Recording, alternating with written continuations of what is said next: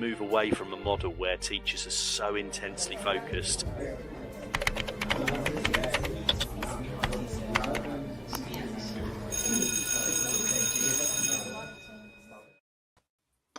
Hello everyone, and welcome to the late show, late on a Monday evening, and I've got hopefully a great show lined up for you. I've really enjoyed the shows I've done so far. This one I'm particularly looking forward to because it's kind of in a place where what I love. We're really focusing on leadership and education, and we've got a lot planned, and a special guest is going to come along a little bit later as well. But first, I'll introduce myself. I'm Lee Pace, just in case you've not listened before. I'm deputy head teacher of a middle school in Staffordshire, James Bateman Middle School. And I'm going to pass you over to Jonathan, who's my special guest tonight. Hello, Jonathan. Evening all. Hi, Lee. You're right. Jonathan Keay. Currently deputy CEO, working in the trust sector, trust in Staffordshire. And being a deputy head like you, being a head, but most importantly, being a teacher, I guess. I'm going to have to adjust to being able to see myself and actually just focus on you rather than this other face in front of me. Though I think, Lee, it's possible this is about the best my hairline's going to look with the angle of the camera. Well, if you're talking about hairlines, Jonathan, I don't think I could ever achieve what you have. I thought I'd get it in there before the chat starts, so your daughter starts picking on you for how good your hair looks tonight. Definitely, yeah. So yeah, I sometimes get some posts and some comments in there about my hair. Not a lot I can do. I'm very jealous of yours though. So there you go. And also, I want to just take an opportunity to thank you for the sign behind me, which Jonathan bought for me. Yeah, God bless Vinted. Yes. So I do love that. I do love that. I need to reposition it. Maybe I'll put my head lower down, but there you go. So we've got a lot to talk about, Jonathan. We've called the show Looking in the Rearview Mirror. And I think people always say hindsight's a wonderful thing. But we're going to make it a wonderful thing tonight, hopefully. So we're going to really reflect on leadership models. We're going to look at the things you wish you'd known when you started out. And hopefully I can contribute a little bit on that as well. And we're going to look at big school improvement questions, big school improvement thunks, what we really need to be thinking about. So in terms of your leadership, Jonathan, where did it all start? I mean, interesting to see where it all started. Yeah, I mean, not with teaching. So I had no idea at uni. No idea. I did a sociology degree and a bit of music. I really enjoyed that, and then came out of university and applied for loads of graduate schemes, and ended up working with Total Oil, Great Britain. Sounds a bit grand, but basically petrol stations with shops. So I worked, I guess, in retail, selling Mars bars, selling petrol. I did that for 3 years and I was lucky, I had a really nice group of friends. And one of them, Andy, was a teacher. And he talked with the kind of like, I talk about this sometimes when we're at this idea of a noble profession. I was thinking the way he talks about work, I can't begin to think about legacy from my point of view. If they're not going to buy Mars bars from me, they're going to buy Mars bars from somewhere else. I mean, don't get me wrong, service industry, so important in as much as, you're keeping a local area moving and selling convenient stuff, being useful in your community, but nothing like how Andy talked about teaching. And then in all honesty, they're offering $6,000 a year back then to train, do a PGCE. And that was the only way I could afford it. Just met Helen. And we kind of worked out I could do it. So it was like, spread over, I think 10 months. So like, £600 a month, did a PGCE and started teaching and just loved it. And loved every minute ever since. So then crash course for my career, kind of 20 odd years now. Obviously spent a lot of years teaching, most of Key Stage 2, year 4, 5, 6. Then I did a program with Samwell as an advanced skills teacher, go around different schools.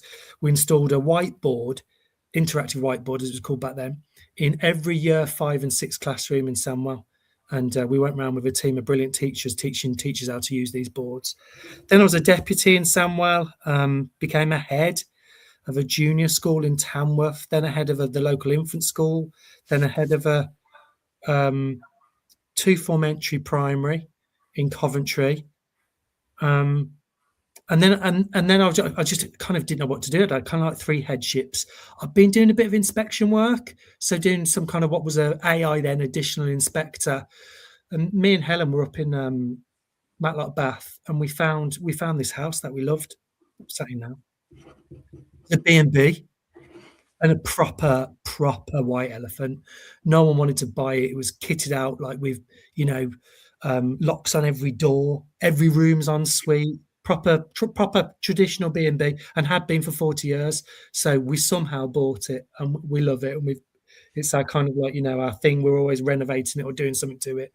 And I thought, I'm not really fancying the idea of another headship. Could definitely have done it, but thought kind of like want something new. Applied to be a full-time inspector, so HMI with Ofsted, and then stayed with Ofsted for 8 years. Loved it. Got to do loads of different roles, and then thought, well, I can only do this for so long without putting your money where your mouth is. Get back out in the sector, and be close to kids, see things through. Yeah. Have this longer journey and experience with people. So that's what I've done in the company of brilliant people like you and everybody else over the last 2 years, now coming into the 3rd year. So that's me, really. And that's interesting, because who was the guy you spoke to? You worked for Total, and you knew the teacher. What was his name? Andy. It sounds like you kind of saw through what he inspired you to be, really. I like that phrase, seeing things through. Yeah, yeah. I think he just, it was obvious that he was doing something which he was really excited to talk about. Yeah. And I enjoyed the work and enjoyed the people I was with, but couldn't get that excited about selling 10,000 more litres of unleaded in the last week, No.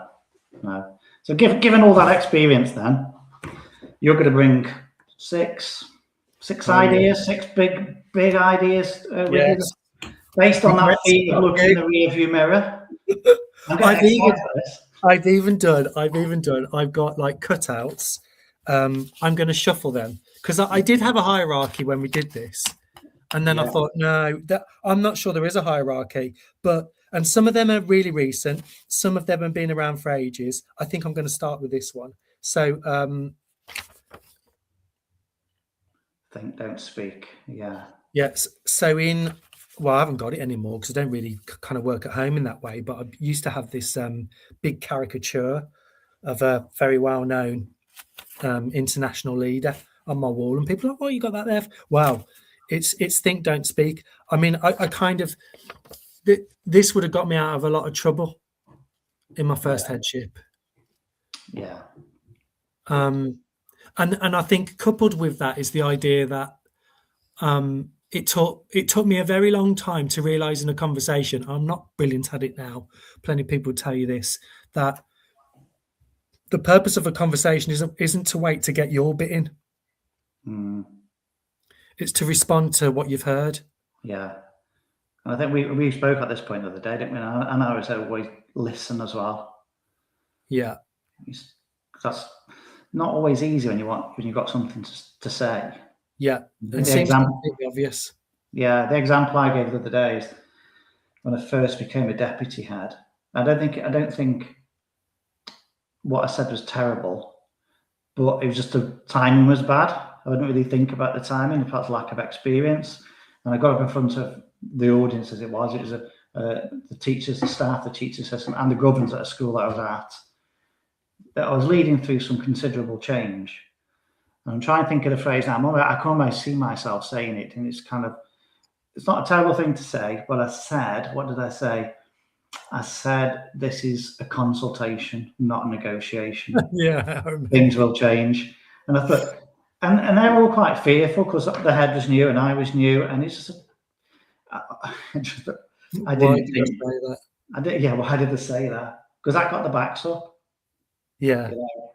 That. But that's you're never going to say the right thing all the time, are you? Something very similar. I mean, certainly. I mean, God, the things I said in my first headship, where I just kind of thought, I suppose some of it was just unbridled enthusiasm kind of thing. But I can remember saying to a very experienced teacher, and it was something pretty complex. Sounds like a 5-minute job to me. Their face. Yeah. I mean, they don't really exist, do they, in our world? No. One of the best things I was told, and I hope this person went on and reflected on it. I just started in my current deputy post, and we went to Requires Improvement, it was called, back in the day now. And I'm sure it was a marking policy I'd introduced. She said to me, if you introduce the policy on Monday, it should be embedded by Tuesday. And I thought, I rate myself, but I'm not that good. Please. I mean, as you've said that, let's dig out this one, because this is stepped on. Yeah, things take time. I remember, this has got to be like 10, 15 years ago, someone saying to me, Triple T. And I said, I don't know what that means. So things take time. And I think I'm just going to say this and then realize that, this is something that I think and do and need to do better. People, particularly people in kind of sometimes senior roles, want quick fixes to complex stuff. And I mean, this is something you navigated recently, isn't it? When we're all doing a bit of training, but this idea of kind of like wicked problems as well. Yeah. In our world, there are some problems that we bump into daily, which are like timetabling things, which you can get your head round, or it's been done before. Someone's made sense of it before, but there are some problems that we're encountering in the education world at the moment that, are particularly sensitive as well sometimes, like inclusion, like working out the difference between differentiation and adaptive teaching. It sounds simple until you hear the multiple your definitions from multiple people, and stuff does take time. I remember that first headship 5 years. I remember leaving and seeing something being done that I'd kind of first thought about when I arrived. Things just take forever and ever. And how can people understand that? I think it's half the battle. Yeah, I think it's one of the times many years ago when I pushed back, because we're again going back to Requires Improvement, and we were supported by 2 HMIs who were very supportive, actually, very, very good. And you know James Bateman really well, and in years 5 and 6 we were on a primary model, and we were going from a secondary model in years 5 and 6 to a primary model. And I'm sure the conversations were probably around February, the March time, and we were going to introduce it in September. And they said, well, why just not introduce it? Why just do it for the summer term? And we just need to really, really think this through, because it's a really complicated change. In terms of staffing as well. So we had some English specialists who had never taught a maths lesson. They were up for it, but amazing staff. But they just needed time to get used to go and see some practice going, so it just needed more time to planning. So sometimes you have to really push back, and that was tricky. I love it. One of your sayings, and most of it's about habits. Across the ball, you can say again. Sorry, your quote about habits. Oh yeah. I stole it off Dylan William. I got to say, he's one of my heroes, and he says the best thing about teachers is that they form really solid habits, and the worst thing about teachers is that they form really solid habits. So yeah, and we're all the same, aren't we? We love our routines. And I think that's why things take time, though, because the kind of exposure you need to it, or for anything, is like massive, and the kind of practice, and being surrounded by the right people who are also all doing the same things. Because when you've been in education a while as well, there is, one of the things that people always fall into this idea, well, we were doing that however many years ago, and now it's coming back round. So you're having a staff body, sometimes this massive, vast experience of people, and helping them do something new, I think is pretty tough, pretty hard yards. Yeah, what do you think about it? I hear that a lot, or over the career, I've heard that a lot. Things just keep coming around. So I think if you've got that mindset, maybe you start to think, well, I'll just keep doing what I'm doing until it becomes sort of fashionable again. And I think it's a bit of a myth, but I'm never great at explaining why it's a myth. I think it is a bit of a myth, except there are some like first principles, some fundamentals of teaching that many people always do, always practice, always do. But then you perhaps read it in a research article and read it, and you kind of like you assume you're reading something new, and you're like, oh no, I do that. Or Yeah. like you know, when Rose and Shines first you know Yes. came along, like no one was, I don't think, reading that thinking, oh, kind of like, you know, this is brand new. It was No. just, it was mental models. It was the idea of kind of, we're going to set this out in a logical stepped way, which helps it make more stick. You know, it's more sticky. People can be more confident about what they're doing and why. And in terms of habits, perhaps this is a wider point, really. And I know we've spoken about it when I started education, when I started teaching 2002, and very much be described as a progressive. You know, very much skills first. We learn the skills. The knowledge will come second. And I've completely changed, I suppose. When I say completely changed, you know, I'd definitely be called trad. And I remember the arguments between the two, particularly on Twitter, as an X now. And that's why I came off that, because I thought debate, yes, but it sometimes got a bit. So, but maybe that change took a few years for me.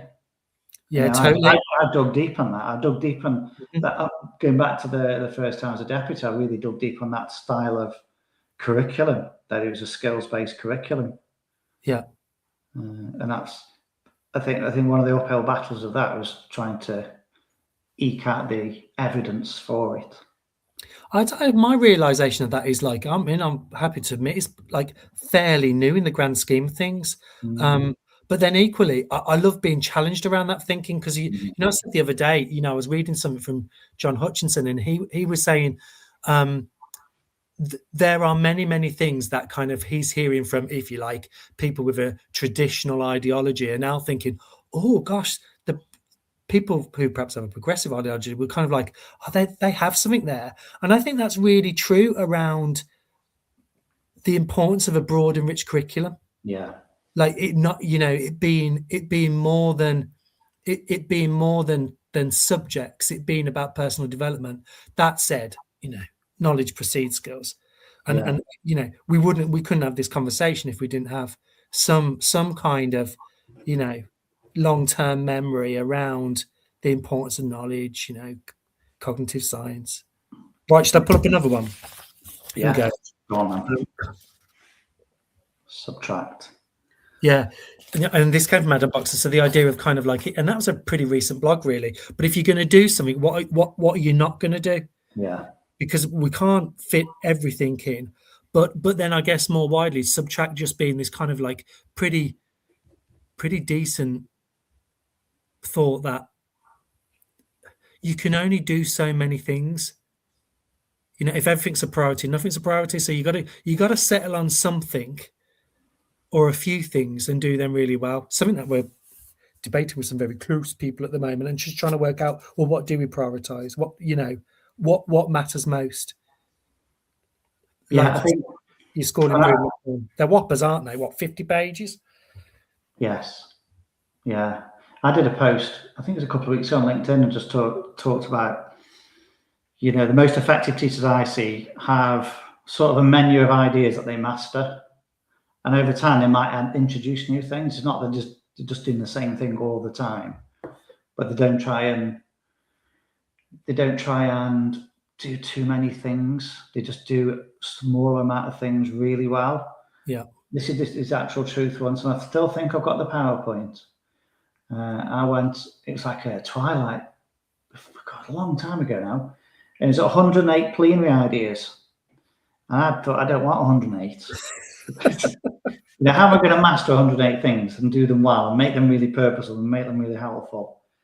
So I think, yeah, and I think going back to adaptive teaching and differentiation. So when you're becoming more adaptive, what are you going to take away? You're hopefully going to take away perhaps those 3 worksheets. And really work with one outcome, but what's that look like? How does that work? Goes back to habits and breaking them. Yeah. I think those two words as well. They're just everywhere. Like if you go into Spotify and write either of those, you get so many things come up. Navigating all of that is like really hard, and maybe like way too simplistic. Get myself in a whole lot of trouble here, but differentiation is a form of adaptive teaching. I think I've settled on in the end. So it's an option. It's a way to adapt. It's not inherently bad. Actually, sometimes you might need to do that. Many ways to approach phonics are that. But I really like, and it'd be interesting, fingers crossed with our special guest, kind of if it can be made simpler and easier to think about how you teach your class and adapt appropriately, that's no bad thing, is it? No bad thing. No. Without going on about, some people have got some beautiful mental models out there. I was listening recently to kind of like with adaptive teaching, like ACT. So ACT. So A is you anticipate. So I mean, a lot of adaptive teaching is just anticipating stuff. Yeah. I'm pretty sure this is from a Halifax research school. It's kind of like Google that, you'll find this stuff would be explained far better than me. But most of adaptive teaching is kind of like, how am I going to anticipate what kind of memory I need to strengthen or support with the kids? So then that's really the kind of heavy lifting before the lesson. You're planning, isn't it? And then the C is checking for understanding. So as you're going through your mini whiteboard, you're asking questions, you're cold calling, you're navigating the whole lesson, try and make sense of kind of like, well, I tried to anticipate it as best I can. How is it landing? And then T, tailor and target. So what am I changing in my lesson as I go along?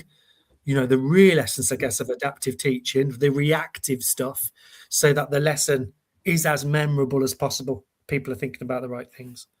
Yeah, and I think the adaptive part, what I was reading again a few years back about practice in the Far East, and when their mental model of, I think it might be in Shanghai, my mental model of planning is, right, what's the misconception that could happen?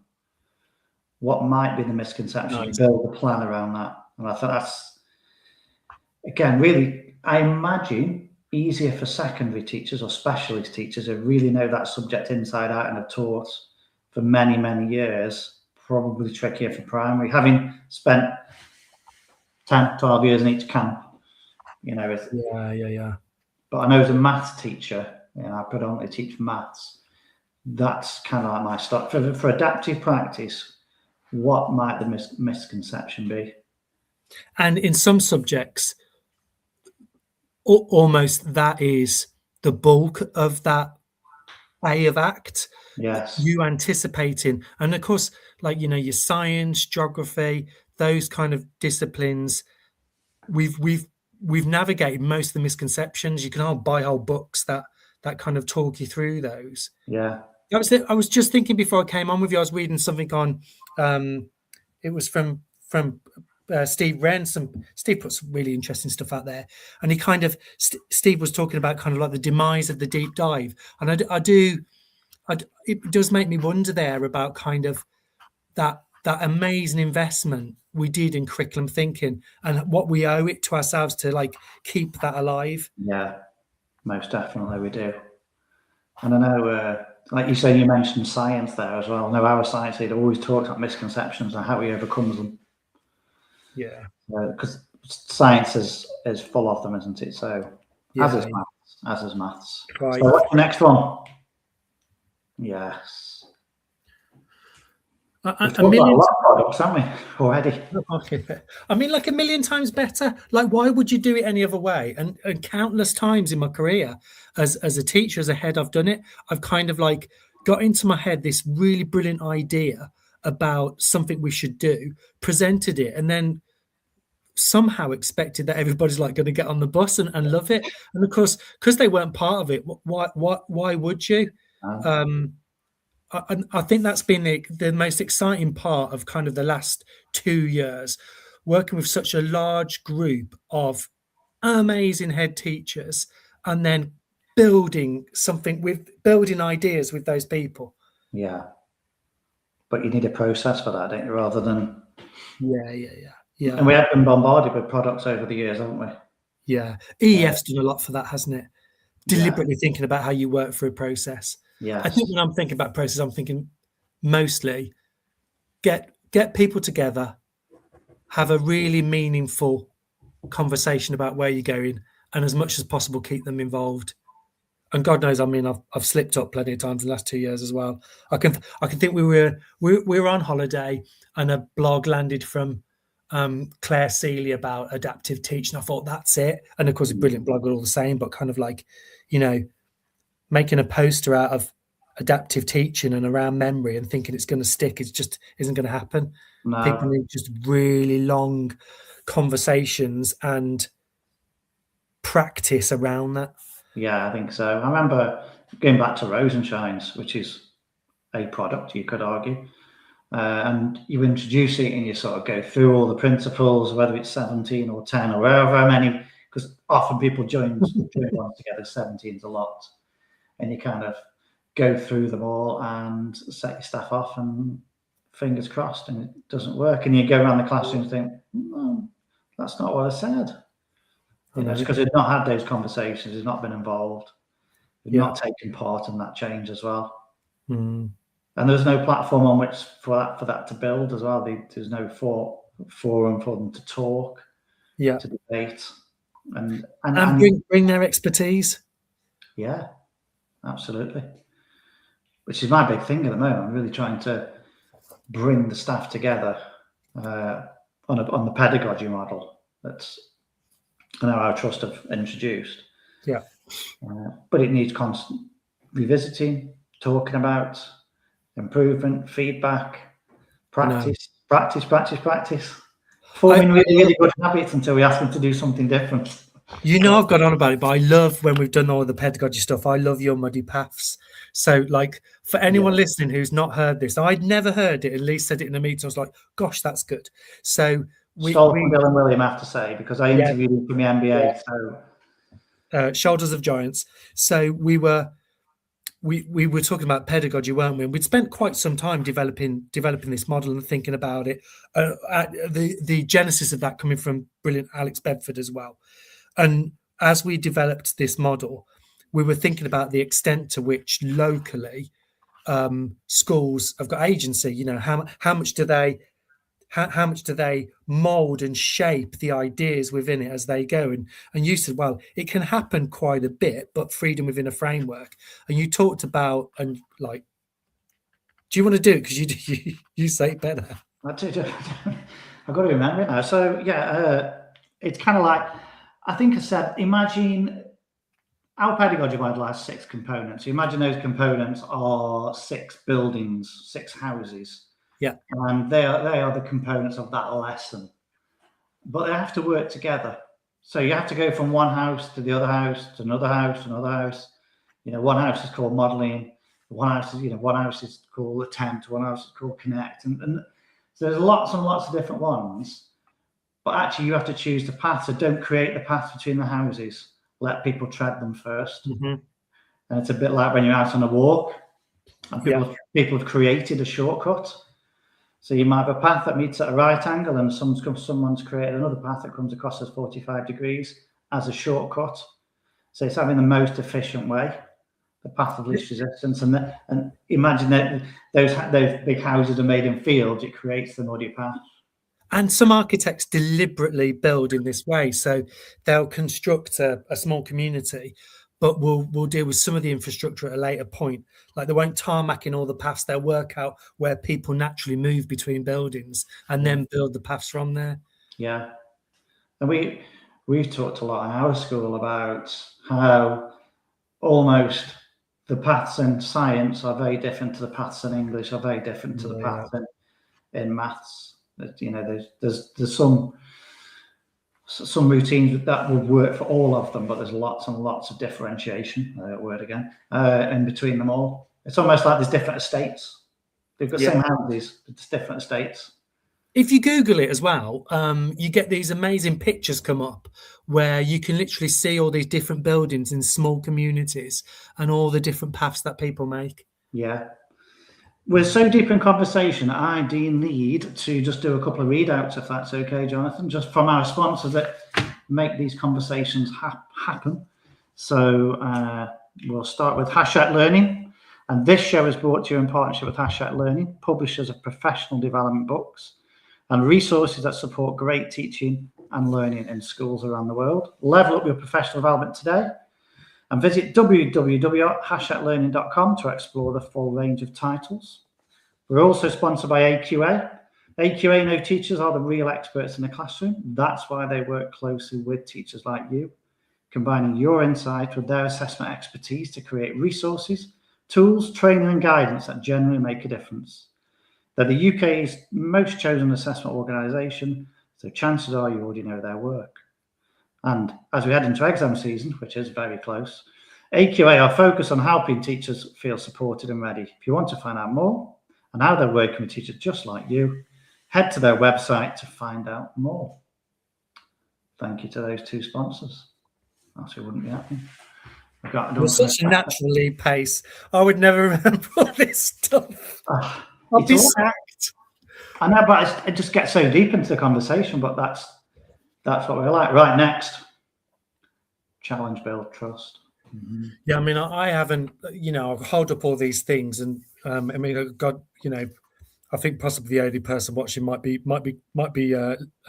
Grandad Golly. It'll become clear why I've said that in a little while, but I think that's pretty important. But I mean, I'd say I don't know how much I get that right. I'd say it's one of the hardest things. I'd say in any organisation I've worked in, you spend a lot of time hearing people talk about the things they'd like other people to do rather than talking directly to people. Mm-hmm. But I think if you can get it right, the conditions right, actually challenging one another and not feeling on the back foot, having no fear around that, can massively build trust. I wrote down on that thing before we got going, one of my favourite quotes, Lee, from like leadership lessons. People who gossip to you will gossip about you. Yeah. Working through some of this stuff has probably been my biggest lessons and will continue to be my biggest lesson. Like, if you can get the conditions right, knowing that someone will give you feedback and you be able to receive that, and knowing that you can give feedback and the recipient will receive it in a kind of like in a way that builds confidence and trust. Yeah. You're going to win a chicken dinner. And I think another big word to bring in now is that culture, isn't it, as well? Because it might be the first time or the first few times you challenge someone, they might go away thinking, they might, I don't know, if they're not used to being challenged. Yeah. But actually, if you then show that you challenge them for a reason, you show them trust, you show them respect, and you keep doing it, and you invite challenge back, eventually, I think you develop that culture of being able to be challenged and challenge as well. And it's tricky. I think in schools we're all work really closely together, don't we? We're very close. Yeah. All for one direction for the students. I had an amazing conversation a few weeks ago with Dr. Dye. If you know Dr. Dye, you're as lucky as me and Lee. And one of the things we're talking about is just how complicated schools are. And of course, you've got to be careful with your analogies here, because it is an A&E. It isn't an operating theatre, because the stakes are different. But to bring that many humans into one building is incredibly complex. Mm-hmm. Look for a different word. There's no point. It's just complex. So navigating it with care and that coming from the right place is crucial. People listening know me well, and they're rolling their eyes and thinking I don't get that right all the time. No, I don't. It's tough. Well, I think that could be one of your rear view mirror reflection. We don't always get it right, do we? You know, No. as long as it comes from the right place, Yes. that's the most important thing, isn't it? And kind of own it as well. You know what we're going to do here? I've got 2 left. I'm not even going to get onto the school improvement stuff, but it doesn't matter because we're going to have fun with our mystery guest, I hope. So here are my last 2. Yeah. Oh no, I saved that one to last. So that one. Tell a story. Yeah, tell a story, and then LCPA. So tell a story. You and I have the utter privilege of working with Sam, and we spend a lot of our time talking about the power of storytelling. In fact, we probably don't start any session without that importance of kind of reflecting on who we are, what we're doing, our why. My last one. But that tell a story, this LCPA. So I'd kind of like, I didn't even realize I was talking about this, but I was sat with one of our friends, Becky, and Becky was saying, well, whenever I get my leaders now to think about what they're doing in school, their effectiveness, and they're telling someone a story, and the idea of the kind of like, stories are psychologically privileged. So the second you start telling a story, fingers crossed, people tune in.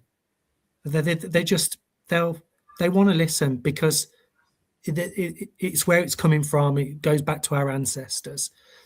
But when you tell a story, if you can let the audience know how you're going to frame that story, it can be pretty powerful. And with almost all of our leaders, we try and say a lot of the time, kind of whenever you're talking about what you're doing, start with leadership.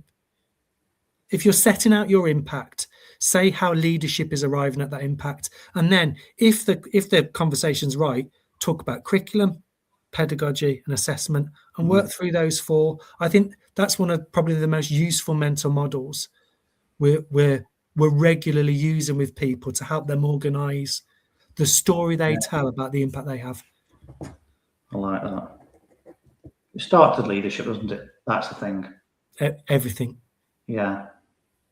I know we talk about that an awful lot, don't we? And then, okay, let's go on to your last one. Last one. So we can get our guest in. Well, this is brand new, isn't it? I mean, I'd say brand new. So we obviously did loads of stuff with your why, loads of stuff with like Simon Sinek. Some of that stuff came from, Brené Brown. It's a long list, isn't it? I mean, I've said I'm not going to go here, but I know you've got 3 brilliant ones. The idea is that you, I suppose, dig around in your past. You dig around in why you get up in the morning. What is it that motivates you to teach? But when the alarm goes off, whatever time it goes off, and then another mental model for that is kind of like, okay, so if you're going to tell that story, talk about your why. What 3 words, doesn't have to be 3, but what 3 words are ways of organising that motivation, that feeling, why you get up in the morning? You've written about yours, I think. Yeah, I talked a little bit about mine on. So my first one's potential, and that's a really big one for me. I think there's something happened last year. I saw in the news a good friend of mine when I was in junior school who passed away because he'd fell into drug addiction. Such a good lad, because he would have been a lad. I mean, he was 48 when he died. He died in sheltered accommodation. Still a lad. Yeah. But it comes back to inclusion as well, I suppose, that potential, because I think with inclusion, it's kind of like a paradox of inclusion, because inclusion, you want everybody to be in the same direction, don't you?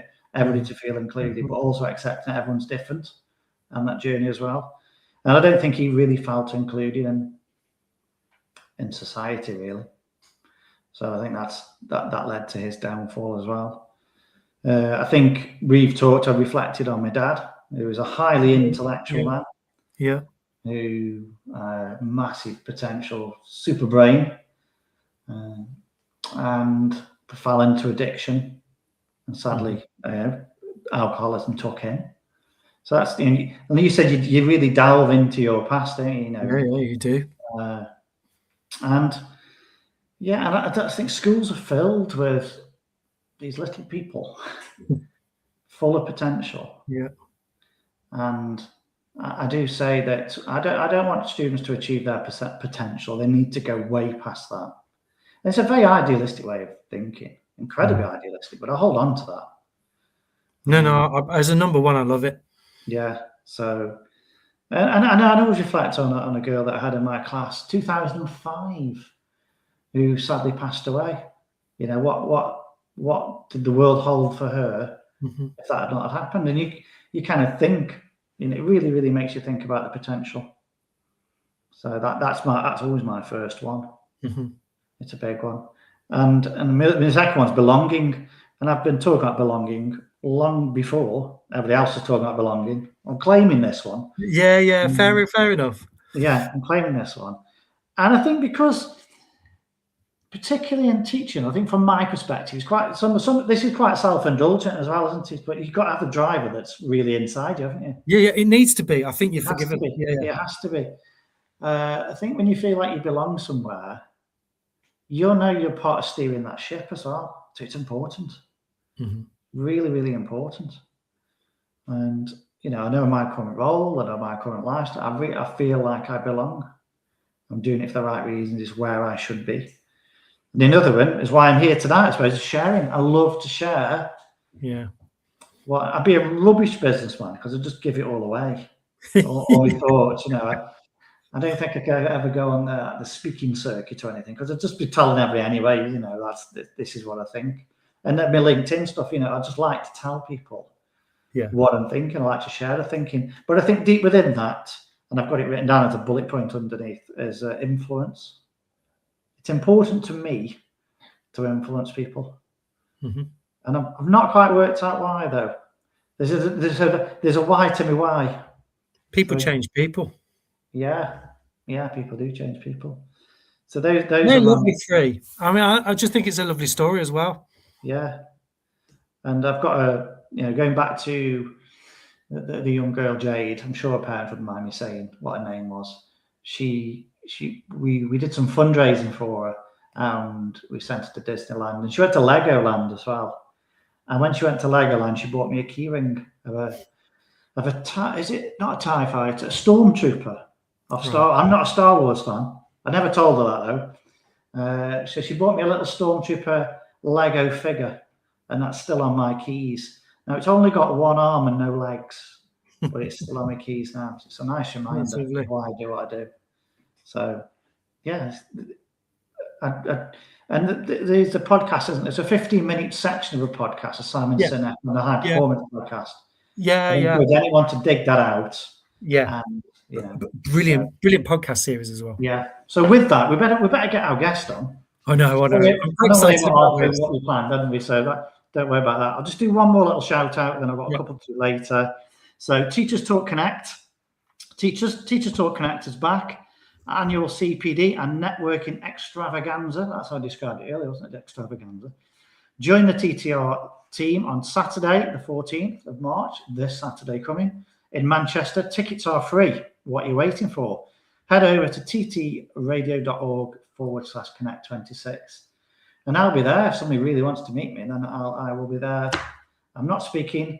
I'm just going to do some networking, and I know there's some amazing CPD on. So great stuff. So now let's get our guest in. Hopefully she's here. Hello. Lily. Now you may have seen that Lily and Jonathan have something very much in common, and it's their surname. So I mean, maybe just a fluke, but maybe just a fluke. Evening, Monk. You all right? Yep. Thank you. She did a correction here as well, Lee. Bless her. I know she has. I did tell her off, didn't I? She wrote Lily Kay with a lowercase k, which we can't have. We've got to have the teachers. No. So, I'm going to very unusually pipe down. This is one of my amazing daughters, Lily. And she's up in the north. She's in York, and I thought, though, Lee, you're pretty captivating when you speak. I'm not. So they don't want to kind of like, centrist dads or 50-year-olds talking about teaching forever. Let's get the youth in with a Yeah. So I thought this very kind of you, a bit indulgent of me. Lily's about to start teaching, and I thought, oh, you know what's far more important, hearing from someone about to embark on a teaching career. So I mean, I'm going to try my very best not to pipe down, but if she says daft stuff, I'm just going to have to take the mic. Go on, Lee. Right. Quizzer. Yeah, okay. Hello, Lily. Hello. So yeah, I mean, as your dad said, you're the future. Far more important than us. Far more important. And you're third year BEd student, aren't you? So my first, I always try and think of a big question to get us really thinking, and I'm really interested in initial teacher training. So, how well prepared do you feel? How well prepared? I definitely think that as on a 3-year BEd course, our cohort feel much more prepared than the PGCE route and that course. We've had 3 years of, it's a lot of kind of back and forth between uni, learning about everything, and then actually going on to placement and applying it in practice. Yeah. So I've done 3 placements over my 3 years. I was in year 1 in my first year, year 4 last year, and year 6 this year. And this is my placement where I'm kind of taking on, in your last year, you take on the role of the class teacher. So I was a bit nervous when I found out I was in year 6, but it's going really well, and I think it's definitely, as I'm coming towards the end of this placement, I'm feeling prepared, and I'm excited to be an ECT. Good. So that seems a really good spread of experience as well, year 1, 4, and 6. Yeah, they make sure that you obviously have experience in both the different key stages, and then some pick the 3 to 8s route or the 5 to 11 route. So I've had 2 key stage 2 placements because I picked the 5 to 11 route. So okay, so that's where you. What was your favourite year group? Teachers always ask this. I loved year 4. Yeah. I love year 6. Really love year 6. I think ECT job in 3, 4, 5 would be ideal. Okay. Here's another question, and I know we spoke very briefly earlier, and I didn't ask this question, but one of the things that concerns me is, this is going to sound, in 5 years' time, there is a good chance you won't be teaching because you would have left the profession. So what do you think the profession could do to make sure we keep people like you? I know I didn't ask this earlier, but it's just popped in my head. I think the biggest thing is workload, isn't it? So when we're all on placement, our biggest thing is the workload. But I guess this is off on a tangent a little bit, but doing placements and things whilst you're at uni and trying to, living in a uni house and living a uni lifestyle, but then also being a teacher at the same time, the two worlds don't really go very well together. No. But so I think we all do kind of think, it's little things like when we're all talking about it, having PPA from home, the different ways in which schools allow PPA to happen, how much time you get. I think PPA is definitely a big thing, and I know there's lots of different talk around. Like some schools are saying 1 full day every 2 weeks off. A lot around whether PPA can be done at home or whether it has to be done at schools. I don't see why it can't be done at home. So, but I know a lot of schools are not happy with that. So I think maybe moving more towards in that direction would be. Yeah, a bit more flexibility. More flexibility, yeah. That would help. Yeah. And I suppose there's the wider. So we did talk briefly, didn't we, about lesson planning? Yep. Because and you said you were well prepared, and I always think when I've had students, and I've had some amazing students, and I still speak to lots of them. Yeah. But I do think when they start, they're very good at lesson planning. They can really put a great lesson plan together. But then where they're not as strong is the execution of it, particularly if it doesn't go to plan. They will just stick to the lesson plan. And I kind of think because they don't have that mental model about how a lesson might run and what would happen if. It's almost like coding. If this happens, this must happen. If this happens, this must happen. So do you feel prepared for that? I think gradually, I guess every course approaches it differently, don't they? In, like we were talking about earlier, my course in first year was, for every single lesson you taught, it was like a 6-page lesson plan, and every single thing had to be timed, every single bit of input, partner work, everything was timed down to perfection. And actually you do the lesson and that's just not what happens. No. And all of a sudden, some people become so reliant on these plans, and then that one part of input is thrown off, and then the whole lesson is thrown off then. Yeah. So I think it's dependent when you're on placement which school you get put in, but my schools have always been very supportive and encouraging of, you meant to do these 6-page lesson plans and whatnot, but actually it's just not realistic. Here's how we approach planning and what we find works best, and what you will be doing in September, come September when you're in ECT. Yeah. So try these methods out instead, and they are much more effective. So kind of a balance from what uni says and what schools say, blending the two together. Yeah, and uni have got their way of, they need to be able to assess you, don't they? Yeah, absolutely. And that's one way they will assess you, like looking at your lesson plans. But something just popped in my head. I did a PGCE, and I remember one of my mentors at school talked to me about lesson planning. He said, your lesson plan is a statement of intent. It's not what actually is going to happen. Yeah. And I kind of, just really smart wisdom, really great wisdom as a young teacher, and it's really helpful. The other thing we talk about lots and lots, and me and your dad, Jonathan, we debate and sometimes disagree, which is great. It really is.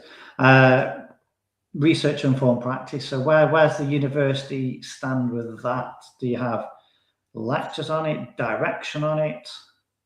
We have a lot of input from uni around it, around the hundreds of different models that you'll see in school. And over the few years, like, there have been some moments where we're all kind of look at each other and we're like, oh my goodness, there's just hundreds.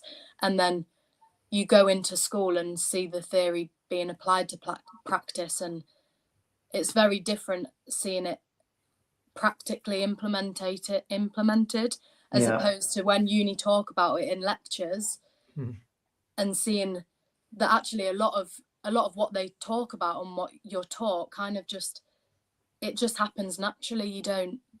You don't kind of think, right, I'm going to use this model and this is how I'm going to structure the teaching of this unit, but actually all of these different models and theories you are kind of just naturally used in your teaching anyway. Yeah. But I had a really good challenge from someone on LinkedIn. I'm sure you won't mind me saying his name, Chris McShane.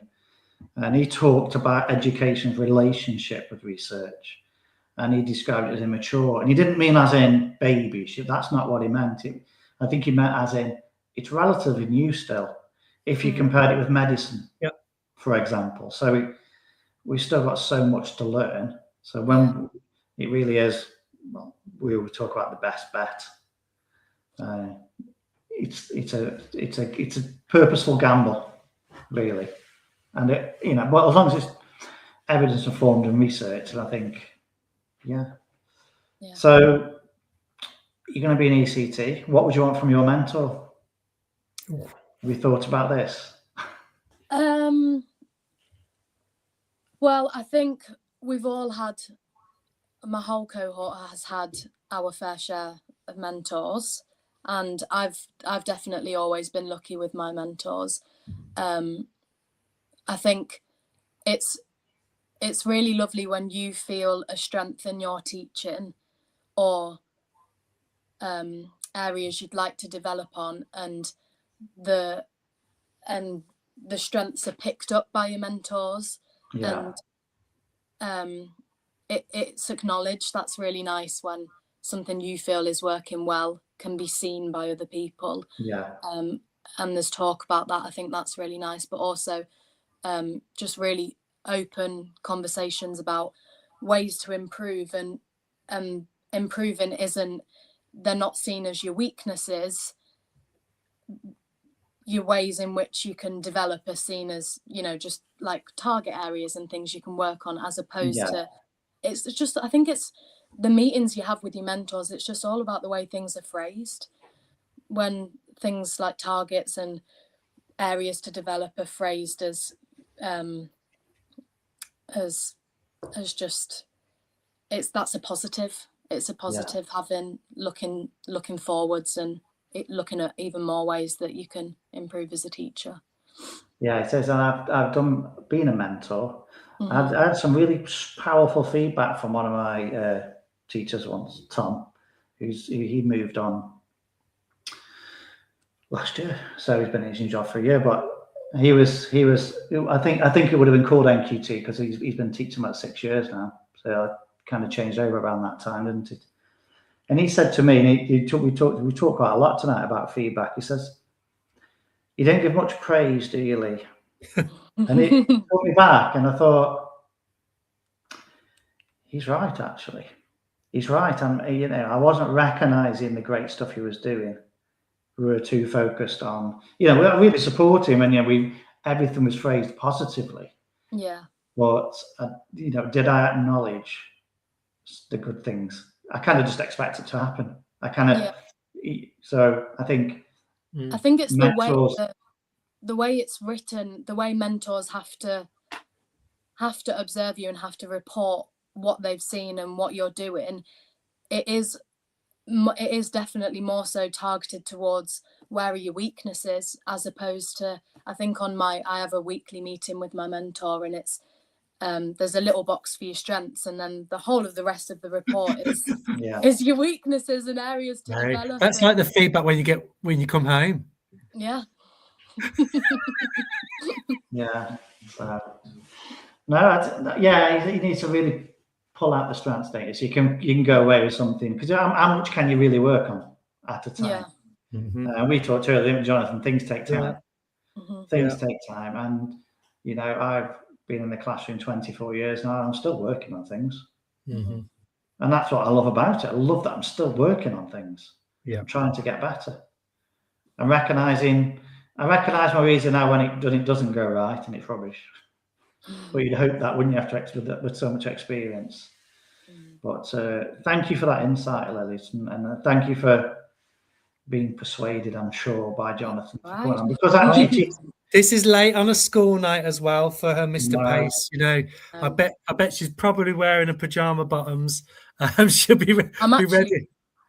Oh, I still need teacher clothes. Yep. Yeah, because actually, I know Tom's vision, who runs Teachers Talk Radio. His vision is to hear about your voice, Lily. Yeah, that's so important. Because I think it's great that me and Jonathan talk. We absolutely love our job. Actually, you know, I think you do. I know, Jonathan. That comes across anyway. So, but just hearing from the newbies, from the ones who are training, and what it's like at university, because I get confused. There's so many routes into teaching at the moment. Yeah. To me, and I'm just thinking out loud now, the 3-year route seems like it would prepare you. I think that's probably just obvious. I could be wrong, but that's just how it's phrased in my head. Right, I've got a couple of readouts to do, and then we'll wrap it up. Just bear with me a second. So this show is brought to you in partnership with #Learning, publishers of professional development books and resources that support great teaching and learning in schools around the world. Level up your professional development today and visit www.learning.com to explore the full range of titles. AQA, No, teachers are the real experts in the classroom. That's why they work closely with teachers like you, combining your insight with their assessment expertise to create resources, tools, training, and guidance that genuinely make a difference. They're the UK's most chosen assessment organisation, and chances are you already know their work. And as we head into exam season, AQA are focused on helping teachers feel supported and ready. If you want to find out more about how they're working with teachers like you, just head to their website to find out more. So, Lily, thank you again. Really appreciate you coming on. And Jonathan, thank you for your wisdom and sharing that with us. Thank you. It's been an incredible show. And this will go out as a podcast very soon. So, and for those listening in live, thank you very much. Thanks for your support. And I'll see you all again in April, second Monday of April, which I think is quite far into April this time. Well, thank you very much. Any final words of wisdom, Jonathan? I can't help myself. Memory is the residue. I need something. Just basically quote cognitive science for hours. Yeah. What you think about is what you remember. Yeah. All we've got is our memories. Or I could get really profound. I won't, Lee. I'll end up doing my 3. Okay. No, I like that one. Yeah. What remembers. It's kind of who we are, isn't it? So. Yeah. And thanks to Lily. Have a lovely day tomorrow, darling. Thank you. Thank you very much.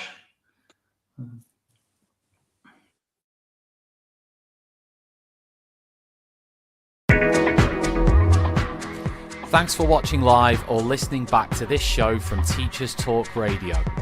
You can catch up with all our shows by visiting our YouTube channel or by listening back at ttradio.org.